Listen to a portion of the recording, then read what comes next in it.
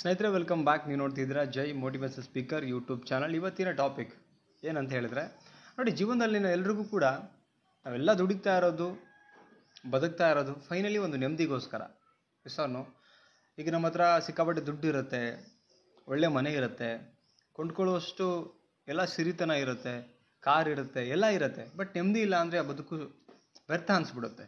ಬದುಕಲ್ಲಿ ನೆಮ್ಮದಿ ಕಾಣ್ಕೊಳ್ಬೇಕಂದ್ರೆ ಏನು ಮಾಡಬೇಕು ಅಂಥೇಳಿ ಇವತ್ತಿನ ವಿಡಿಯೋ ಇರುತ್ತೆ. 3 ಟಿಪ್ಸ್ನ ನಾನು ಶೇರ್ ಮಾಡ್ತಾ ಇದ್ದೀನಿ, ತುಂಬ ಯೂಸ್ಫುಲ್ ಆಗಿರುವಂಥದ್ದು. ನೋಡಿ, ಬದುಕಲ್ಲಿ ನಮಗೆ ನೆಮ್ಮದಿ ಬೇಕು ಅಂತ ಹೇಳಿದ್ರೆ ಆ ನೆಮ್ಮದಿ ಎಲ್ಲಿದೆ ಅನ್ನೋದನ್ನು ಇಲ್ಲಿ ನಾವು ಕಾಣ್ಕೊಳ್ಬೋದು. ಓಕೆನಾ?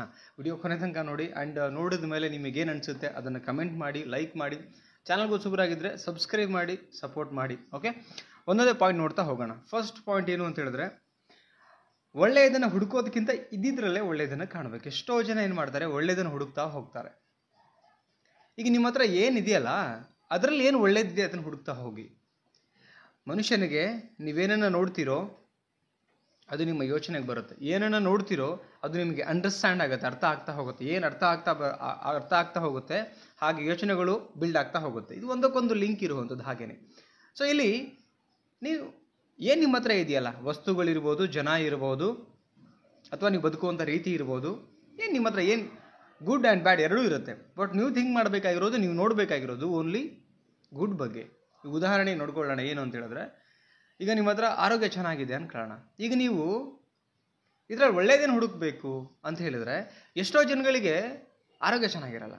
ಈಗ ನೀವು ಎಲ್ಲ ಚೆನ್ನಾಗಿದ್ದು ನಾನು ನೋಡೋಕೆ ಹ್ಯಾಂಡ್ಸಮ್ ಇಲ್ಲ, ಚೆನ್ನಾಗಿಲ್ಲ ಅಂತ ಕೊರಗೋದಕ್ಕಿಂತ ಅಟ್ಲೀಸ್ಟ್ ಆರೋಗ್ಯ ಚೆನ್ನಾಗಿದೆಯಲ್ಲ, ನೋಡೋಕೆ ಹೇಗೋ ಇರ್ಬೋದು, ಬಟ್ ಆರೋಗ್ಯ ಚೆನ್ನಾಗಿದೆಯಲ್ಲ. ಕೆಲವರಿಗೆ ಆರೋಗ್ಯನೇ ಸರಿ ಇರಲ್ಲ, ಹಾಸಿಗೆ ಮೇಲೇ ಎಲ್ಲ ಜೀವನ ಮಾಡ್ತಿರ್ತಾರೆ. ನೀವು ಹಂಗಿಲ್ವಲ್ಲ, ಆ್ಯಕ್ಟಿವ್ ಆಗಿ ಚೆನ್ನಾಗಿ ಇದ್ಕೊಂಡು ಓಡಾಡ್ಕೊಂಡಿದ್ದೀರಾ. ಆ ಒಳ್ಳೆಯದನ್ನು ಫೋಕಸ್ ಮಾಡಬೇಕು. ನಾನು ಜಸ್ಟ್ ಎಕ್ಸಾಂಪಲ್ ಕೊಟ್ಟಿರೋದು. ವಸ್ತು ವಿಚಾರ ತಗೊಳ್ಳಿ, ವ್ಯಕ್ತಿ ವಿಚಾರ ತಗೊಳ್ಳಿ, ಅಥವಾ ವ್ಯಕ್ತಿಯಲ್ಲಿ ಇರ್ತಕ್ಕಂಥ ಒಳ್ಳೆ ನೇಚರ್, ಅವರಲ್ಲಿರ್ತಕ್ಕಂಥ ಗುಡ್ ಕ್ಯಾರೆಕ್ಟರ್ ಕ್ವಾಲಿಟೀಸ್, ಅದ್ರ ಬಗ್ಗೆ ಥಿಂಕ್ ಮಾಡಿ. ಎಷ್ಟೋ ಜನ ಏನು ಮಾಡ್ತಾರೆ ಅಂದರೆ ಬರೀ ನೆಗೆಟಿವ್ ಬಗ್ಗೆ ಥಿಂಕ್ ಮಾಡ್ತಾ ಹೋಗ್ತಾರೆ. ಈಗ ಕೂದಲ ಇರುತ್ತೆ ಅನ್ಕೊಂಡು, ತಲೆ ಮೇಲೆ ಕೂದಲ ಇರುತ್ತೆ ಅನ್ಕೊಳ್ಳೋಣ.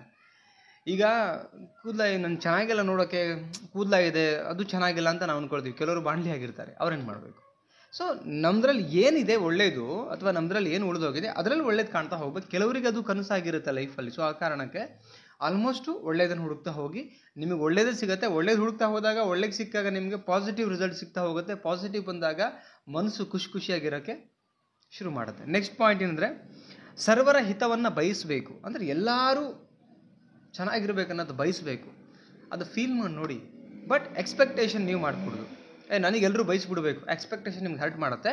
ನೀವೆಲ್ರಿಗೂ ವಿಶ್ ಮಾಡಿ, ಎಲ್ಲರೂ ದೇವರೇ ಎಲ್ರಿಗೂ ಚೆನ್ನಾಗಿಡಪ್ಪ, ಎಲ್ರಿಗೂ ಒಳ್ಳೇದು ಮಾಡಪ್ಪ. ಅದನ್ನು ವಿಶ್ ಮಾಡಿದಾಗ ಎಲ್ಲೋ ಒಂದು ಕಡೆಗೆ ಮನಸ್ಸಲ್ಲಿ ತುಂಬ ಹಿತವಾಗಿರ್ತಕ್ಕಂಥ ಒಂದು ಫೀಲ್ ಬರೋಕ್ಕೆ ಶುರು ಆಗುತ್ತೆ, ಪಾಸಿಟಿವ್.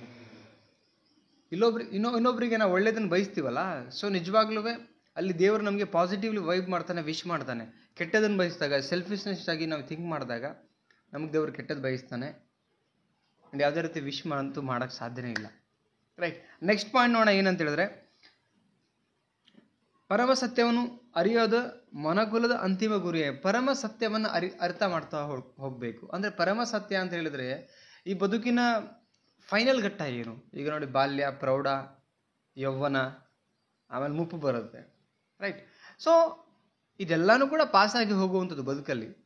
ರೈಟ್, ಬಟ್ ನಾವು ಪರಮ ಅಂದರೆ ಅದು ಫೈನಲ್ ಘಟ್ಟ ಏನು ಅದ್ರ ಬಗ್ಗೆ ನಾವು ಯೋಚನೆ ಮಾಡ್ತಾ ಹೋಗಬೇಕು. ಆವಾಗ ನಮಗೆ ಎಲ್ಲವೂ ಕ್ಷಣಿಕ ಈ ಬದುಕಲ್ಲಿ, ಏನೂ ಇಲ್ಲ ಅನ್ನೋದೊಂದು ಸತ್ಯ ಗೊತ್ತಾಗ್ತಾ ಹೋಗುತ್ತೆ. ಯಾವಾಗ ಈ ಸತ್ಯ ಅರ್ಥ ಆಗುತ್ತೆ ಮನುಷ್ಯನಿಗೆ, ಪ್ರತಿ ಹಂತದಲ್ಲೂ ಕೂಡ ಖುಷಿ ಆಗ್ತಾ ಬದುಕ್ತಾನೆ. ಬಿಕಾಸ್ ಅವನಿಗೆ ಗೊತ್ತು, ಇಷ್ಟು ವಯಸ್ಸು ಕಳೀತಾ ಬಂದಿದ್ದೀನಿ, ಕಳ್ಕೊಂಡಿದ್ದೀನಿ, ಇನ್ನಷ್ಟು ವಯಸ್ಸು ಬದುಕ್ಬೋದು. ಯಾಕೆ ನಾನು ಕಣ್ಣೀರು ಹಾಕ್ಕೊಂಡು, ಹುರ್ಕೊಂಡು, ದ್ವೇಷ ಮಾಡಿಕೊಂಡು ಹಿಂಗೆ ಬದುಕೋಣ, ಖುಷಿಯಾಗಿ ಬದುಕೋಣ ಅನ್ನೋದು ಅವ್ರಿಗೆ ಗೊತ್ತಾಗ್ತಾ ಹೋಗುತ್ತೆ. ನೆಕ್ಸ್ಟ್ ಪಾಯಿಂಟ್ ಏನಂದರೆ, ಬಹಿರಂಗದ ಕತ್ತಲೆಯನ್ನು ಬಹಿರಂಗದ ಹೊರಗಡೆ ಕತ್ತಲೆಯನ್ನು ಸೂರ್ಯ ಬೆಳಗಿಸ್ತಾನೆ, ಅಂತರಂಗದ ಅಜ್ಞಾನವನ್ನು ಗುರು ಕಳೀತಾ ಬರ್ತಾನೆ. ಅಂದರೆ ಗುರು ಯಾರಾಗಬೇಕಿಲ್ಲಿ? ನಾವೇನು ಎಡವಿ ಪಾಠಗಳನ್ನು ಕಲಿತೀವಿ ಅದೇ ಗುರು. ನಮ್ಮ ಅನುಭವಗಳೇ ನಮ್ಮ ಗುರುವಾಗಿ ನಮ್ಮ ಜೀವನದಲ್ಲಿ ನಮ್ಮ ಅಂತರಂಗದ ಅಜ್ಞಾನ ಹೋಗ್ಲಾಡ್ಸುತ್ತೆ. ಸೊ ಅನುಭವಗಳಿಂದ ನಾವು ಪಾಸಿಟಿವ್ ಆಗಿ ಥಿಂಕ್ ಮಾಡ್ತಾ ಹೋದರೆ ಡೆಫಿನೆಟ್ಲಿ ಅಲ್ಲೊಂದು ನಮಗೆ ಒಳ್ಳೇದು ಕಾಣ್ತಾ ಬರುತ್ತೆ. ಆ್ಯಂಡ್ ಯಾವಾಗ ಒಳ್ಳೇದು ಕಾಣ್ತಾ ಬರುತ್ತೆ, ಮನಸ್ಸಿಗೆ ಹಿತ ಅನಿಸ್ತಾ ಬರುತ್ತೆ. ಯಾವಾಗ ಮನಸ್ಸಿಗೆ ಹಿತ ಆಗ್ತಾ ಹೋಗುತ್ತೆ, ಆವಾಗ ಬದುಕಿತ ಅಂತ ಅನಿಸ್ಲಿಕ್ಕೆ ಶುರುವಾಗುತ್ತೆ. ಸ್ನೇಹಿತರೆ, ಈ 4 ಪಾಯಿಂಟ್ಸು ತುಂಬ ಮುಖ್ಯ ಇರುತ್ತೆ. ನಿಮಗೆ ಸಣ್ಣ ಪುಟ್ಟ ಅನಿಸಿರ್ಬೋದು, ಬಟ್ ತುಂಬ ಡೆಪ್ತ್ ಅರ್ಥ ಇದೆ. ಅದನ್ನು ಅರ್ಥ ಮಾಡ್ಕೊಂಡಾಗ ನಿಮ್ಗೆ ಅರ್ಥ ಆಗುತ್ತೆ. ವಿಡಿಯೋ ಏನು ಅನ್ನಿಸ್ತು ಕಮೆಂಟ್ ಮಾಡಿ ತಿಳಿಸಿ. ಮತ್ತೊಂದು ಟಾಪಿಕಲ್ಲಿ ಸಿಗ್ತೀನಿ. Thank you so much. ನಮಸ್ತೆ.